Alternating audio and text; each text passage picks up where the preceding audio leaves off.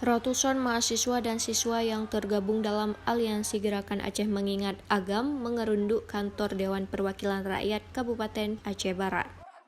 Dalam aksi tersebut, massa menyampaikan 5 tuntutan kepada anggota DPRK Aceh Barat yang salah satunya mendesak DPR RI untuk mengesahkan rancangan Undang-Undang Perampasan Aset.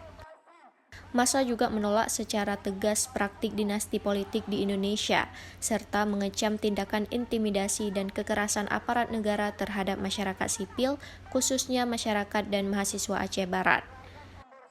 Dalam tuntutan terakhir, massa turut mengajak seluruh masyarakat Aceh Barat untuk ikut serta dalam mengawal konstitusi dan sistem demokrasi yang saat ini sedang berjalan di Indonesia.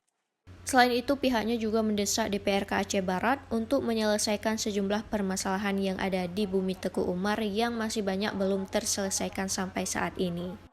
Berdasarkan pantauan habaaceh.id, para mahasiswa membubarkan diri setelah sejumlah anggota DPRK Aceh Barat menjumpai dan menandatangani petisi atau tuntutan mereka.